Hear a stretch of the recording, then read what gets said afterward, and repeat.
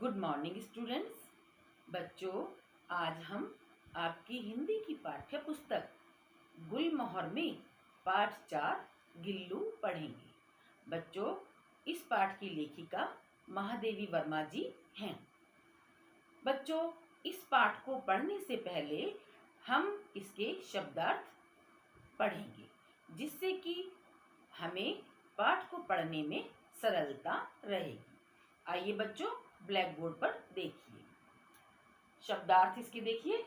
हरितिमा अर्थात हरियाली, स्मरण याद, स्वर्णिम सुनहरी, काक कौवा, गात माने शरीर, आहत माने घायल, परिचारिका सेविका, परिचारिका सेविका, संधि माने मेल, उष्णता गर्मी, पीलाभ पील। तो आइए बच्चों, अब हमने इसके शब्दार्थ देख लिए और पढ़ लिए। अब हम अपना पाठ पुस्तक के माध्यम से पढ़ेंगे। आइए बच्चों, अब हम अपना पाठ आरंभ करते हैं। ये देखिए, पाठ 4 है हमारा और पाठ का शीर्षक है अर्थात नाम है गिल्लू। टाइटल है इसका गिल्लू। ये देखिए, इस पाठ में लेखिका महादेवी वर्मा ने एक गिलहरी के बच्चे से जुड़ी स्मृति को बड़े ही रोचक ढंग से प्रस्तुत किया है। यानी कि इस पाठ में गिलहरी के बच्चे के विषय में अपनी यादों को हमारे समक्ष, हमारे सामने लेखिका महादेवी वर्मा जी ने रखा है। यानी कि एक गिलहरी के बच्चे के विषय में ये पूरा पाठ है। उनकी यादें हैं ये महादेवी वर्मा जी की। महादेवी वर्मा को जानवरों और पक्षियों से बहुत प्रेम था। इस पाठ द्वारा हमें पशु पक्षियों के प्रति मानवीय प्रेम का पता चलता है। क्या गुण था उनका, महादेवी वर्मा जी का, कि उन्हें पशु और पक्षियों से बहुत प्रेम था। तो इस पाठ से हमें क्या पता चलता है कि पशु और पक्षियों के प्रति हमारे मानवीय प्रेम का पता चलता है। यह पाठ हमें सभी प्राणियों से प्रेम करने का संदेश देता है। क्या संदेश देता है? कि हमें सभी प्राणियों से प्रेम करना चाहिए। और बच्चों, एक बात मैं आपको बताऊं कि जो जानवर भी और पशु पक्षी भी जो होते हैं, पशु पक्षी जो होते हैं और जानवर होते हैं, वो बेशक हमारे बोलने की, हमारी बात करने की भाषा नहीं समझते हों, परंतु प्रेम की, क्रोध की, स्पर्श की भाषा वो भी समझते हैं। देखा है आपने, अगर हम कोई कुत्ता पालते हैं, बिल्ली पालते हैं और हम उसको पुचकारते हैं, प्यार करते हैं, तो वो भी हमें रिप्लाई क्या करते हैं? पूंछ हिला के देंगे, पंजा देकर देंगे।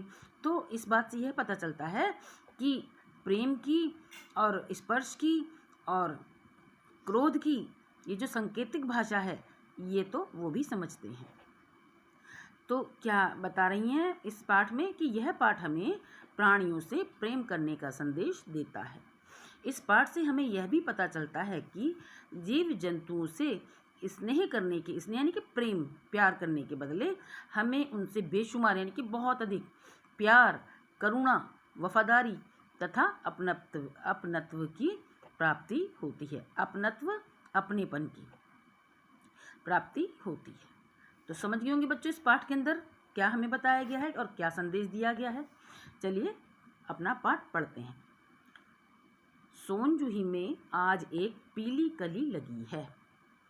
पीली कली लगी है किसमें? सोनजूही में। सोनजूही की जूही का एक फूल होता है, जैसे बच्चों गुलाब का, कनेर का और चंपा का, चमेली का, ये जो होते के फूल होते हैं, उसी तरह से जूही का भी फूल होता है, उसकी बेल होती है, लता होती है। तो लेखिका के आंगन में ये सोनजूही की बेल लगी हुई थी, लता लगी हुई थी और उस पर आज एक पीली कली लगी थी। अब देखते हैं क्या होता है कि उसे देखकर अनायास ही उस छोटे जीव का स्मरण हो आया। किसे याद आ गई? लेखिका को। लेखिका कौन है? महादेवी वर्मा जी। तो क्या बता रही हैं कि उसे देखकर अपने आप ही, अनायास बिना प्रयास के अपने आप ही उस छोटे से जीव की स्मरण मतलब याद आ गई उन्हें। आगे देखते हैं। जो इस लता की सघन हरितिमा में छिपकर बैठता था। बच्चों ये हमने शब्दार्थ में ही पढ़े थे, हरितिमा यानी कि हरियाली। तो जो वो छोटा सा जीव था है ना, इस लता की सघन यानी कि घनी हरियाली में छिपकर बैठता था और फिर मेरे निकट पहुंचते ही, किससे, मेरे किसके, लेखिका के। लेखिका कौन है, महादेवी वर्मा जी। तो मेरे निकट पहुंचते ही कंधे पर कूदकर मुझे चौंका देता था, छिपा बैठा रहता था। और जैसे ही लेखिका उस लता के पास पहुंचती थी, बेल के पास पहुंचती थी, तो झट से वहाँ से घनी हरियाली में से निकल के उनके कंधे पर कूद जाता था और उन्हें चौंका देता था। तब मुझे कली की खोज रहती थी, पर आज उस लघु प्राण की खोज है। क्या कह रही है लेखिका कि जब उस जमाने में, उस समय में, है ना, पास्ट में, अतीत में, तो मुझे ऐसा लगता था कि मेरी बेल पे कोई कली खिल जाए, फूल लगे उस पर, जैसे सभी लोगों को होती है, कुछ बोते हैं हम, कुछ उगाते हैं, तो उस पर ध्यान रहता है कि कब इसमें फूल लगेंगे, कब इसमें फल लगेंगे, कब इस पर कली आएगी। तो वही कह रही है कि उस समय में, उस ज़माने में, तो उस टाइम पर तो मुझे कली की खोज रहती थी, पर आज उस लघु प्राण की खोज है। लघु प्राण कौन, वो छोटा सा जीव, कौन, गिलहरी का बच्चा। इसमें बताया था ना, गिलहरी के बच्चे के लिए, गिलहरी का बच्चा, लघु प्राण, छोटा सा गिलहरी का बच्चा, उसी की खोज रहती है कि अब नहीं वो निकल के आता। क्यों, क्योंकि वो अब वो जो है मर चुका है। परंतु वह तो अब तक इस, वही कह रही है, सोन जूही की जड़ में मिट्टी होकर मिल गया होगा। कहाँ पर, सोन जूही की जड़ में मिट्टी होकर मिल गया होगा। कौन जाने स्वर्णिम कली के बहाने वही मुझे चौंकाने ऊपर आ गया हो। कह रही हैं कि ऐसा भी हो सकता है, कौन जानता है कि यह भी तो हो सकता है कि स्वर्णिम कली यानी कि जो पीली कली लगी है ना, स्वर्ण भी तो पीले रंग का होता है बच्चों, तो इस सुनहरी कली, स्वर्णिम सुनहरी कली के बहाने, सुनहरा रंग कैसा होता है, पीली आभा तो लिए होता है थोड़ा, वो भी बस चमकदार होता है। तो कह रही है कि ऐसा भी हो सकता है, यह भी हो सकता है कि सुनहरी कली के बहाने, स्वर्णिम कली के बहाने वही मुझे चौंकाने आज ऊपर आ गया हो, यानी कली बनकर आ गया हो वो, क्योंकि इसी लता की जड़ में, इसी बेल की जड़ में, सोन जूही की जड़ में उसको दबा दिया गया था। तो उन्हें लग रहा है कि जो कली खिली है ये वही लघु प्राण, वही लघु जीव, कौन सा, गिलहरी का बच्चा है। उसका नाम इन्होंने, लेखिका ने क्या दिया था, गिल्लू। आगे बताएंगे, देखो बच्चों। तो उन्हें लग रहा है कली जो है, कली ना होके वही लघु प्राण, वही छोटा सा जीव गिल्लू है। चलिए आगे देखते हैं। आगे अब अपनी फिर से मेमोरी बता रही हैं वो। अभी तो ये करंट चल रहा था कि वो आंगन में गई तो लता पर वो कली खिल रही थी, तो उन्हें याद आ गई उस छोटे से जीव की। तो अब वो पास्ट में, अतीत में चली जाएंगी, उन्हें सारी अपनी यादें आती हैं, जैसे फिल्मों में देखते हो फ्लैशबैक में, उसी तरह से इन्हें सारी बातें अपनी याद आ रही हैं। अब पुरानी बात बता रही हैं कि अचानक एक दिन सवेरे कमरे से बरामदे में आकर मैंने देखा, एक दिन सवेरे जब उठी वो, तो कमरे में से जब बरामदे में आई तो उन्होंने देखा कि दो कोए एक गमले के चारों ओर चोंचों से छुआ छुअल खेलते हैं ना, छिपम छिपाई जैसा खेल खेल रहे हैं। कौन, दो कोए। और कब देखा उन्होंने, जब एक दिन अचानक, एक दिन जब वो अपने सुबह अपने कमरे से बाहर आई उठ के, तो उन्होंने देखा दो कोए एक गमले के चारों ओर चोंचों से छुअल जैसा खेल खेल रहे हैं। यह काक भुजुंडी भी विचित्र पक्षी है, एक साथ समादरित, अनादरित, अति सम्मानित, अति अवमानित। तो उन कौओं को देख के उनके दिमाग में आया कि भाई कौआ भी, जो क्रो होता है, कौवा होता है, ये भी एक अजीब प्राणी है, विचित्र प्राणी है। क्यों, कभी तो इसको सम्मान देते हैं और कभी इसका अनादर करते हैं। कैसे, लेखिका आगे कहती हैं कि हमारे बेचारे पुरखे न गरुड़ के रूप में आ सकते हैं, न मयूर के, न हंस के, यानी कि जो हमारे पूर्वज हैं, पुरखे यानी कि पूर्वज, ना तो वो गरुड़ पक्षी के रूप में आते हैं, ना मोर के, मयूर माने मोर के, और ना हंस के। और कह रही हैं कि उन्हें पितृपक्ष में हमसे कुछ पाने के लिए काक बनकर ही अवतीर्ण होना पड़ता है, यानी कि पितृपक्ष में जो श्राद्धों का महीना होता है, तो पितृपक्ष बोलते हैं श्राद्धों के महीने को बच्चों। कि क्या कह रही हैं कि उन्हें तो पितृपक्ष में हमसे कुछ प्राप्त करने के लिए काक यानी कि कौवा बनकर ही आना पड़ता है। या अवतीर्ण होना पड़ता है। किस रूप में आती है वो? काक के, कौवे के, है ना। आगे देखते हैं। इतना ही तो यहाँ तो सम्मानीय हो गए। हम सब लोग श्राद्ध में कौवों के नाम की खाना भोजन ऊपर छत पर रख कर आते हैं, है ना, तो वहाँ सम्मान दिया गया कि हमारे पूर्वज इनके रूप में आ रहे हैं। तो यहाँ तो सम्मानित हो गए। अब देखो आगे क्या होगा। तभी तो कह रही है कि काक भुसुंडी भी अजीब विचित्र पक्षी है। कभी तो इसको सम्मान मिलता है और कभी इसको अपमान मिल जाता है। अब देखते हैं। इतना ही नहीं, हमारे दूरस्थ प्रियजनों को भी अपने आने का मधुर संदेश इनके कर्कश स्वर में ही देना पड़ता है। तो कह रही पहले पुराने ज़माने में ऐसा होता था, जब कौवा काँव काँव छत पर बैठ के करता था तो ऐसा माना जाता था कि शायद हमारा कोई मिलने वाला या प्रियजन या हमारे कोई मेहमान आज आएंगे। उनकी बोलने से, उनके कर्कश स्वर में ही काँव काँव जो करते हैं, तो अगर कौवा छत पे काँव काँव करता था तो लोग ऐसा मानते थे कि आज कोई हमारा प्रियजन या कोई हमारा अतिथि यानी कि मेहमान या हमारे कोई मिलने वाला आज आने वाला है। तो यहाँ भी सम्मान हो गया। और दूसरी ओर कह रही हैं, दूसरी ओर हम कौवा और काँव काँव को अवमानना के अर्थ में ही प्रयुक्त करते हैं। और कह रही है दूसरी ओर हम कौवे को और उसकी काँव काँव को अशुभ मानते हैं। अवमानना यानी कि अपमानित, है ना, और तिरस्कृत मानते हैं। ठीक है, तो एक जगह तो सम्मान मिल गया और एक तरफ उसको कौवे को क्या मिल गया? अपमान मिल गया, है, तिरस्कृत हो गया। आगे अच्छा नहीं मानते, मतलब शुभ नहीं मानते उसकी काँव काँव को और कौवे को। और अगर छत पे बैठ के बोले तो सोचते हैं कोई आएगा। आगे देखते हैं। मेरे काक पुराण के विवेचन में अचानक बाधा आ पड़ी।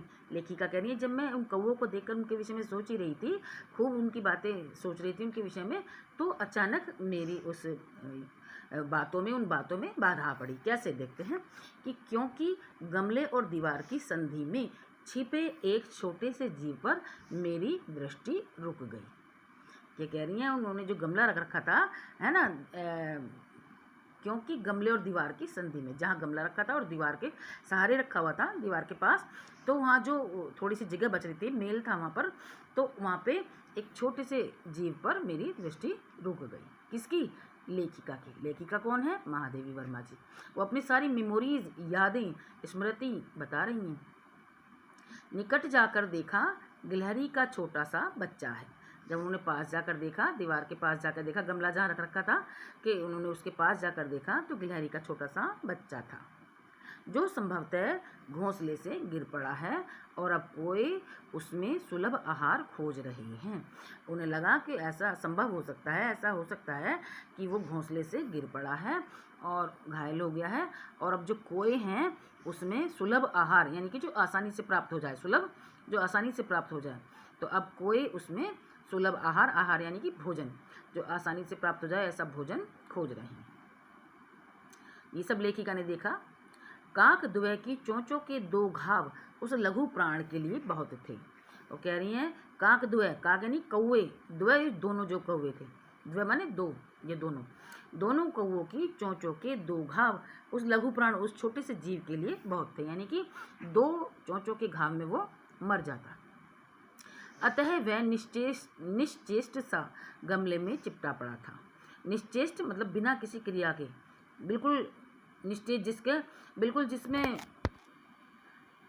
अतः वह निश्चेष्ट सा, निश्चेष्ट मतलब बिना चेष्टा के, गमले में चिपटा पड़ा था, गमले से चिपटा पड़ा था। सबने कहा, कोए की चोंच का घाव लगने के बाद यह बच नहीं सकता। जो सब लोग थे वहाँ आसपास, वो बोले ये अब बचेगा नहीं, क्योंकि कोए की चोंच का घाव लग चुका है शायद इसको, अतः इसे ऐसे ही रहने दिया जाए। परंतु मन नहीं माना। कौन कह रही है? लेखिका कह रही है। उसे होले से उठाकर कमरे में लाई। कौन लाई? लेखिका। और लेखिका का नाम क्या है? महादेवी वर्मा जी। फिर रुई से रक्त पोंछकर घावों पर पेंसिलिन का मरहम लगाया। किसका मरहम लगाया? पेंसिलिन का, है ना, रुई से उसका ब्लड, उसका रक्त, खून जो है पोंछ के उसके जो घाव थे उन पर पेंसिलिन का मरहम लगाया। रुई की पतली बत्ती दूध में भिगोकर जैसे तैसे उसके नन्हे से मुंह में लगाई, पर मुंह खुल न सका और दूध की बूंदें दोनों ओर लुढ़क गईं, यानी कि उसकी हालत इतनी खराब थी। आगे देखते हैं। कई घंटे के उपचार के उपरांत उसके मुंह में एक बूंद पानी टपकाया जा सका। कई घंटे के उपचार के मतलब कई घंटे तक उसकी देखभाल की, उसका उपचार किया। उपचार यानी कि उपचार मतलब जैसे उपचार को बच्चों इंग्लिश में समझिए जैसे ट्रीटमेंट। तो कई घंटे के उपचार के उपरांत बाद उसके मुंह में एक बूंद पानी टपकाया जा सका। तीसरे दिन वह इतना अच्छा और आश्वस्त हो गया कि मेरी उंगली अपने 2 नन्हे पंजों से पकड़कर नीचे कांच की मोती जैसी आंखों से इधर उधर देखने लगा। तो तीसरे दिन वह ठीक हो गया, इतना ठीक हो गया कि लेखिका की उंगली को अपने 2 नन्हे पंजों से पकड़कर नीचे, जैसे उन्होंने अपने हाथ में उठा रखा था, नीचे कांच की मोती जैसी आंखों से इधर उधर देखने लगा। 3-4 मास में उसके स्निग्ध रोएं, झब्बेदार पूंछ और चंचल चमकीली आंखें सबको विस्मित करने लगीं। 3-4 मास, 3-4 महीने में, है ना। उसके स्निग्ध रोएं मतलब चमकदार चमकीले रोएं जो होते हैं, जो बॉडी पे हल्के हल्के बाल होते हैं। तो 3-4 महीने में उसके चमकीले रोएं, झब्बेदार पूंछ यानी कि खूब घनी बालों वाली पूंछ, घने बालों वाली पूंछ यानी घने बाल थे उसकी पूंछ में, और स्निग्ध रोएं थे, चमकदार रोएं थे, और झब्बेदार पूंछ और चंचल चमकीली आंखें सबको विस्मित करने लगी। यानी कि इतना सुंदर लगने लगा, सबको विस्मित आश्चर्यचकित करने लगी। आगे देखते हैं। हमने उसकी जातिवाचक संज्ञा को व्यक्तिवाचक संज्ञा का रूप दे दिया और इस प्रकार हम उसे गिल्लू कहकर बुलाने लगे। लेखिका कह रही हैं, अर्थात लेखिका ने उसका नाम रख दिया, उसको एक नाम दे दिया। क्या नाम दे दिया? गिल्लू। मैंने फूल रखने की एक हल्की डलिया में रुई बिछाकर उसे तार से खिड़की पर लटका दिया। अब लेखिका ने उसका घर भी बना दिया। कैसे बनाया? जो फूल रखने की हल्की सी डलिया थी उसमें रुई बिछा दी और उस डलिया को तार से खिड़की पर लटका दिया। वही 2 वर्ष गिल्लू का घर रहा। 2 वर्ष तक गिल्लू का घर वही रहा। कौन सा? फूल रखने की हल्की सी डलिया। वह स्वयं हिलाकर अपने घर में झूलता और अपनी कांच के मनकों सी आंखों से कमरे के भीतर और खिड़की से बाहर न जाने क्या देखता समझता रहता था। अपनी जो घर था उसको स्वयं हिलाता था वो और झूलता रहता था उसमें, और अपनी कांच के मनकों सी, मन का होता है, मनकों की माला होती है ना बच्चों, तो कांच के मनकों सी आंखों से कमरे के भीतर और कमरे के अंदर, और कभी कमरे के अंदर कभी खिड़की से बाहर कुछ कुछ देखता समझता रहता था। परंतु उसकी समझदारी और कार्यकलाप पर सबको आश्चर्य होता था। परंतु उसकी समझदारी और कार्यकलाप पर सबको आश्चर्य होता था। यानी कि सब आश्चर्यचकित होते थे कि कैसे कैसे कार्य, कैसी कैसी बातें करता है ये, है ना, और समझदार भी है। आगे देखते हैं। ये कौन बता रहा है? लेखिका बता रही है क्या? अपनी यादें गिल्लू से जुड़ी हुई।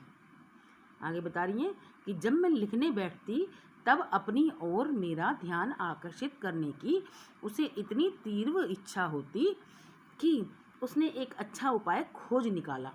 यानी जब मैं लिखने बैठती थी तो उसे लगता था कि मेरी तरफ तो वो ध्यान ही नहीं दे रही है लेखिका, तो उसने एक अपनी तरफ ध्यान दिलवाने के लिए एक उपाय खोजा। क्या उपाय था देखते हैं। वह मेरे पैर तक आकर सर से पर्दे पर चढ़ जाता। पहले उनके पैर के पास आता और फिर दौड़ के पर्दे पर चढ़ जाता और फिर उसी तेजी से उतरता। तो वो क्या करता था कि लेखिका के पैर तक दौड़ के सर से दौड़ कर आता, सर से मतलब तेजी से दौड़ कर आता और फिर कहाँ चढ़ जाता? पर्दे पर चढ़ जाता। फिर पर्दे पे से उनके पास आता, फिर चढ़ जाता।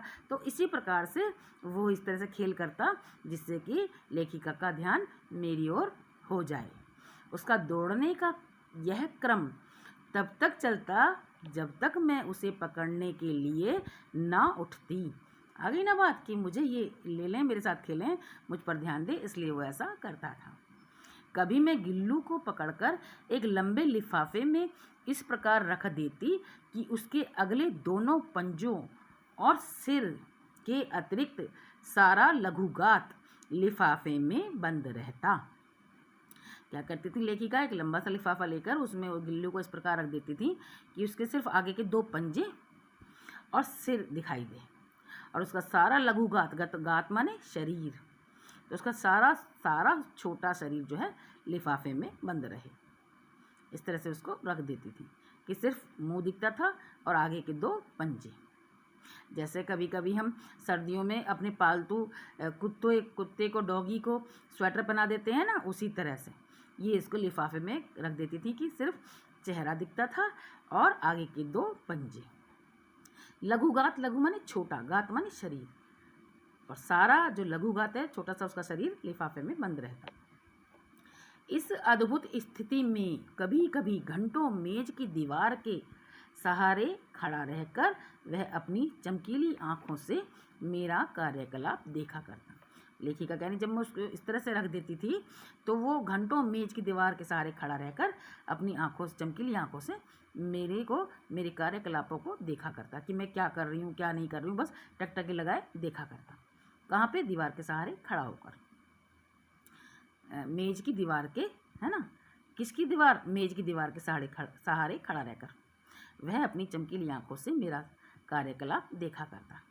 भूख लगने पर चिक चिक करके मानो वह मुझे सूचना देता और काजू या बिस्कुट मिल जाने पर उसी स्थिति में लिफाफे से बाहर वाले पंजों से पकड़कर उसे कुतरता रहता। और जब उसको इस स्थिति में रहने पर भूख लगती तो चिक चिक करके आवाज़ करके लेखिका को बता देता कि मुझे भूख लगी है, मुझे कुछ खाने को दो। तो लेखिका काजू या बिस्कुट दे देती थी। तो वो खाने के बाद वो लिफाफे में, मतलब उसको कैसे खाता था? लिफाफे में से जो बाहर उसके 2 पंजे निकले हुए थे आगे के और चेहरा मुंह निकला हुआ था, उससे पंजों से पकड़कर उसे कुतरता रहता। फिर से इस लाइन को देख लीजिए कि भूख लगने पर चिक चिक करके मानो वह मुझे सूचना देता और काजू या बिस्कुट मिल जाने पर उसी स्थिति में लिफाफे से बाहर वाले पंजों से पकड़कर उसे कुतरता रहता। आगे देखते हैं। फिर गिल्लू के जीवन का प्रथम वसंत आया, यानी कि 1 साल का प्रथम वसंत आया, पहली जो वसंत का मौसम था वो आया। नीम चमेली की गंध मेरे कमरे में आने लगी। नीम का भी उन्होंने पेड़ लगा रखा होगा आंगन में, और चमेली का भी, तो उसकी गंध जो है उनके कमरे में आने लगी। बाहर की गिलहरियाँ खिड़की की जाली के पास आकर चिक चिक करके न जानी क्या कहने लगी, यानी कि और भी गिलहरियाँ आकर उसकी खिड़की के पास बैठ जाती थी। गिल्लू को जाली के पास बैठकर अपनेपन से बाहर झांकते देखकर मुझे लगा कि इसे मुक्त करना आवश्यक है। तो जब वो गिलहरियाँ आके बैठ जाती थी खिड़की की जाली के पास, तो गिल्लू भी उन्हें बड़े प्यार से देखता था, बड़े अपनेपन से देखता था। तो लेखिका को लगा कि मुझे इसको आज़ाद कर देना चाहिए, स्वतंत्र कर देना चाहिए, मुक्त कर देना चाहिए, कि अपनी गिलहरियों के साथ, अपने लोगों में ये खेलेगा, अपने जैसे जीव जंतुओं के साथ ये खेल लेगा। तो लेखिका कह रही है, मैंने कीले निकाल कर जाली का एक कोना खोल दिया और इस मार्ग से गिल्लू ने बाहर जाने पर सचमुच मुक्ति की सांस ली। अब जब उन्होंने जाली का एक कोना खोल दिया तो उस रास्ते से गिल्लू जब बाहर निकल गया तो उसने बड़ी वास्तव में ही मुक्ति की सांस ली, बड़ी आज़ादी की सांस ली, बड़ा उसने रिलीफ महसूस किया। इतने छोटे से जीव को घर में पले कुत्ते बिल्लियों से बचाना भी एक समस्या ही थी। लेखिका कह रही हैं कि गिल्लू इतना छोटा सा था, तो जो घर में और भी कुत्ते बिल्ली उन्होंने पाल रखे थे, तो उनसे बचाना भी उनके लिए एक बड़ी समस्या बन गई थी। ध्यान रखना पड़ता था कि कहीं उसको वो मार ना दें या घायल ना कर दें। आवश्यक कागज पत्रों के कारण मेरे बाहर जाने पर कमरा बंद ही रहता है। मेरे कॉलेज से लौटने पर जैसे ही कमरा खोला गया और मैंने भीतर पैर रखा, वैसे ही गिल्लू जाली के द्वार से भीतर आकर मेरे पैर से सिर और सिर से पैर तक दौड़ लगाने लगा। तब से यह नित्य का क्रम हो गया। लेखिका जैसे कॉलेज जाती थी काम से, है ना, तो वो दरवाज़ा बंद करके जाती थी और जब गिल्लू बाहर निकल जाता जाली से, और जब वो आती थी और कमरा खोला गया तो उन्होंने देखा, जैसे उन्होंने भीतर पैर रखा, अंदर गई, वैसे गिल्लू भी जाली के द्वार से भीतर आ गया मतलब, और उनकी पैर से सिर और सिर से पैर तक दौड़ लगाने लगा। तब से यह नित्य यानी कि प्रतिदिन का काम उसका गिल्लू का हो गया। कि जब लेखिका बाहर जाती थी तो वह भी बाहर चले जाता था, और जब लेखिका आती थी तो वह भी अंदर घर में आ जाता था। ठीक है, यही आगे बात लेखिका बता रही हैं कि मेरे कमरे से बाहर जाने पर गिल्लू भी खिड़की की खुली जाली की रास्ते से बाहर चला जाता, जो खिड़की में उन्होंने रास्ता बना दिया था, और दिन भर गिलहरियों के झुंड का नेता बनता, हर डाल पर उछलता कूदता रहता, और ठीक 4 बजे वह खिड़की से भीतर आकर अपने झूले में झूलने लगता। आगे देखते हैं। मुझे चौंकाने की इच्छा उसमें न जाने कब और कैसे उत्पन्न हो गई थी। कभी फूलदान के फूलों में छिप जाता, कभी पर्दे की चुन्नट में, और कभी सोन जूही की पत्तियों में। कहाँ कहाँ छुपता था?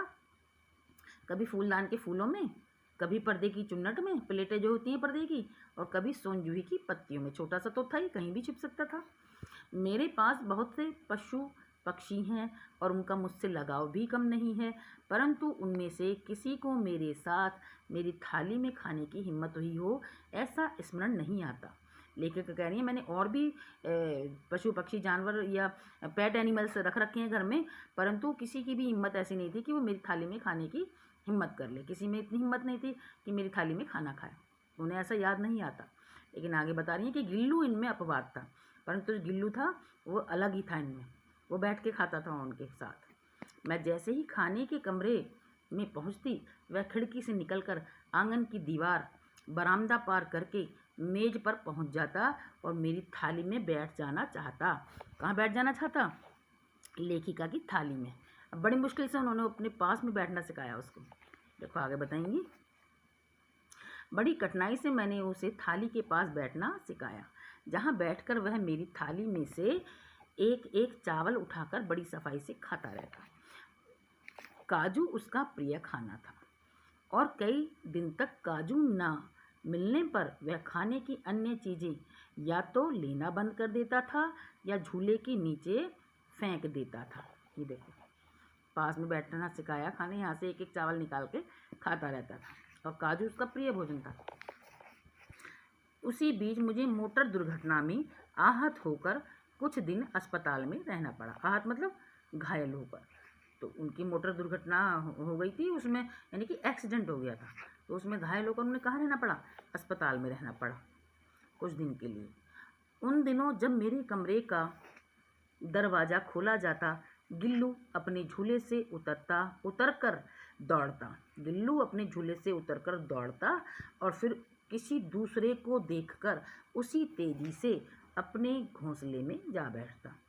यानी जब मैं अस्पताल में थी, तो जब मेरे कमरे का कोई दरवाज़ा खोलता था, हाँ कोई भी, तो गिल्लू सोचता था शायद मेरी मालकिन आ गई है, मेरी लेखिका आ गई हैं, महादेवी वर्मा जी आ गई हैं, तो वो भागकर झूले से उतरकर दौड़ता। फिर दूसरे किसी जब देखता है तो कोई और है, तो उन्हें किसी दूसरे को देखकर उसी तेज़ी से अपने घोंसले में जा बैठता।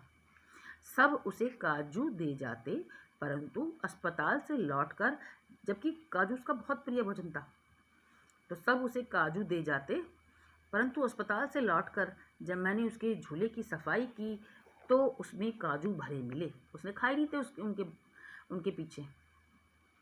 तो जब उन्होंने उसके झूले की सफाई की तो उसमें काजू भरे मिले, जिनसे ज्ञात हुआ कि वह उन दिनों, किन दिनों, जब लेखिका अस्पताल में थी, अपना प्रिय खाद्य कितना कम खाता रहा।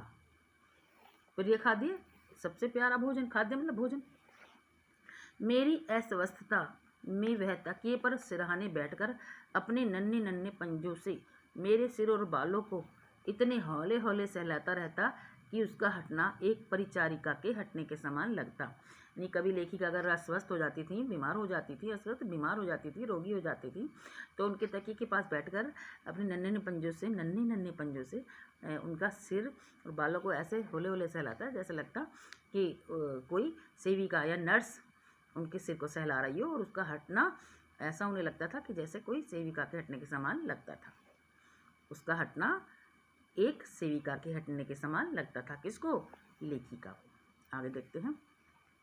गर्मियों में जब मैं दोपहर में काम करती रहती तो गिल्लू न बाहर जाता न अपने झूले में बैठता। गर्मियों की बात बता रही हूँ। उसने मेरे निकट रहने के साथ गर्मी से बचने का एक सर्वथा नया उपाय खोज निकाला था। बिल्कुल नया उपाय खोज निकाला था गर्मी से बचने के लिए और लेखिका के पास रहने के लिए। क्या था वह देखें कि वह मेरे पास रखी सुराही पर लेट जाता और इस प्रकार समीप भी रहता और ठंडक में भी रहता। बच्चों पहले फ्रिज वगैरह नहीं होते थे तो सुराही या घड़ा, घड़ा जैसे होता है ना मिट्टी का, ऐसी मिट्टी की सुराही भी होती है, उसमें भी जल पानी भर के रख देते हैं जिससे वो ठंडा ठंडा हो जाता है और ठंडा पानी पीते हैं। तो बता रही हैं कि वो अपने पास सुराही, चलो एक ऐसा भी हो सकता है लेखिका बहुत पुरानी तो थी नहीं, उस समय में भी हो फ्रिज, बट सुराही का और घड़े का पानी स्वास्थ्य के लिए भी अच्छा होता है। तो लेखिका ने सुराही रख रखी थी, तो वो क्या करता था, उसमें पानी रहता सुराही में पीने का, तो गर्मी से बचने के लिए और लेखिका के पास रहने के लिए वह क्या करता था कि वह मेरे पास रखी सुराही पर लेट जाता और इस प्रकार समीप भी रहता और ठंडक में भी रहता, पानी की ठंडक भी मिलती रहती। आगे सुराही समझ गए होंगे बच्चों, जैसे घड़ा होता है मिट्टी का, उसी प्रकार से मिट्टी की सुराही होती है और उसमें पीने का पानी भर कर रखा जाता है। गिलहरियों की जीवन की अवधि 2 वर्ष से अधिक नहीं होती। कितनी बताइए, ध्यान रखना बच्चों कि 2 वर्ष से। यह आपका जीके का क्वेश्चन भी हो गया है कि गिलहरियों के जीवन की अवधि, अवधि मतलब समय, जीवन उनका 2 वर्ष का ही होता है। अतः गिल्लू की जीवन यात्रा का अंत आ ही गया। ये देखिए आ ही गया। अतः गिल्लू की जीवन यात्रा का अंत आ ही गया। दिन भर उसने न खाया और न बाहर गया। रात में अंत की यातना में भी वह अपने झूले से उतरकर मेरे बिस्तर पर आया और ठंडे पंजों से मेरी वही उंगली पकड़कर हाथ से चिपक गया जिसे उसने अपने बचपन की मरणासन स्थिति में पकड़ा था। यानी कि रात में अंत की यातना, यातना यानी कि अत्यधिक कष्ट जो होता है, अति कष्ट या पीड़ा, जो उसको मरने के समय की पीड़ा लग रही थी, कष्ट लग रहा था, तो उसमें भी वह झूले से उतरकर लेखिका के बिस्तर के पास आ गया और अपने ठंडे पंजों से उनकी वही उंगली पकड़ी जब उन्होंने बचपन में उसे बचाया था, तब उस समय पकड़ी थी। मरणासन यानी कि मरने की स्थिति में आकर भी, है ना, वही उंगली पकड़ी जो उसने बचपन में पकड़ी थी। किसकी? लेखिका। फिर से एक बार देख लीजिए बच्चों कि ये अतः गिल्लू की जीवन यात्रा का अंत आ ही गया। दिन भर उसने न खाया और न बाहर गया। रात में अंत की यातना में भी वह अपने झूले से उतरकर मेरे बिस्तर पर आया और ठंडे पंजों से मेरी वही उंगली पकड़कर हाथ से चिपक गया जिसे उसने अपने बचपन की मरणासन स्थिति में पकड़ा था।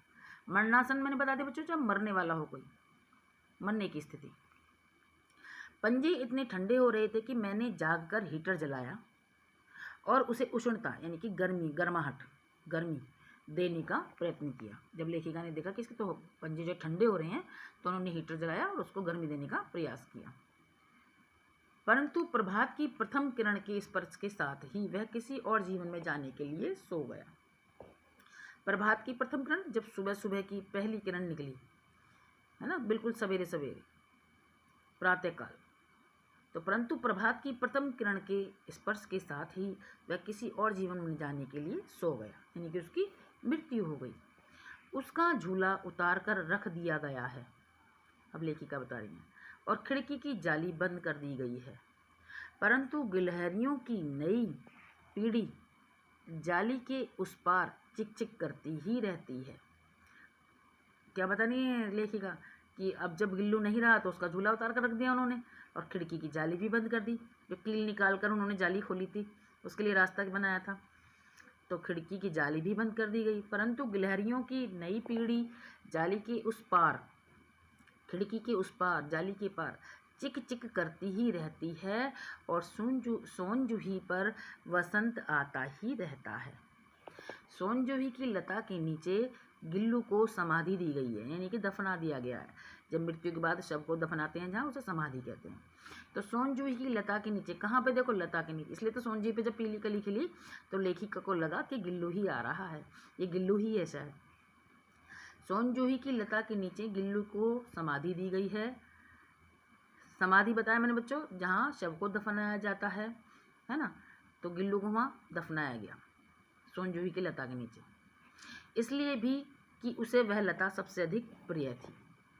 वो कह रही हैं इसलिए भी मैंने वहाँ दफनाया, उसको दबाया उसके शव को, कि मुझे पता था उससे सोनजूही की जो वह लता है वो बहुत अधिक प्यारी थी। और इसलिए भी कि उस लघु घात का किसी बासंती दिन जूही के पिलाभ छोटे फूल में खिल जाने का विश्वास मुझे संतोष देता है। वो कह रही है एक तो कारण ये था उस लता के नीचे उसको दबाने का, हाँ, उसको उसके शव को दफनाने का एक कारण तो ये था कि उसे वो लता बहुत प्यारी थी, और दूसरे ये था कि कभी ना कभी इस जूही पर जब कलियां खिलेंगी, पीले पीले फूल आएंगे, पीली चमक वाले, पीलाभ यानी कि पीली चमक, तो पीली चमक वाले कलियां आएंगी, फूल आएंगे, कलियां बनेंगी, फूल खिलेंगे, है ना, छोटे फूलों में खिल, तो मुझे लगेगा कि मुझे ये विश्वास था कि यह है कि इन पीले फूलों के रूप में गिल्लू ही वापस आ जाएगा। फिर से इस बात चीज़ को देख लीजिए बच्चों, इस लाइन को, कि सोनजूही की लता के नीचे गिल्लू को समाधि दी गई है। अब क्यों दी गई ये बताएंगे आगे। इसलिए भी कि उसे वह लता सबसे अधिक प्रिय थी, और इसलिए भी कि उस लघु गात, लघु माने छोटा, गात माने शरीर, मैंने पहले बताया था कि उस लघु गात का किसी बासंती दिन जूही के पीलाभ छोटे फूल में खिल जाने का विश्वास मुझे संतोष देता है। पीलाभ यानी कि पीले चमक वाले, यही बात है कि मुझे लगता है कि जूही के पीलाभ छोटे फूल में शायद कभी ये फूल बनकर फूल खिलेंगे तो उसके रूप में गिल्लू में मुझे दिख जाए, है ना, कि और इसलिए भी कि उस लघु गात का किसी बासंती दिन यानी कि बसंत के दिन में जूही के पीलाभ छोटे फूल में खिल जाने का विश्वास मुझे संतोष देता है। तो बच्चों आज ये आपका चैप्टर पूरा होता है, पाठ पूरा होता है। इसकी जो समरी है वो भी मैंने वीडियो में बनाई है, आप लोग उसको भी देखना बच्चों, उससे आपको जल्दी से याद करने में, संक्षेप में, इन ब्रीफ याद करने में आसानी रहेगी, इस पाठ को समझने में आसानी रहेगी। इसकी शब्द अर्थ, इसका वर्क मैं आपको सेंड कर दूंगी, आप वो अवश्य कर लेना बच्चों। ओके बच्चों।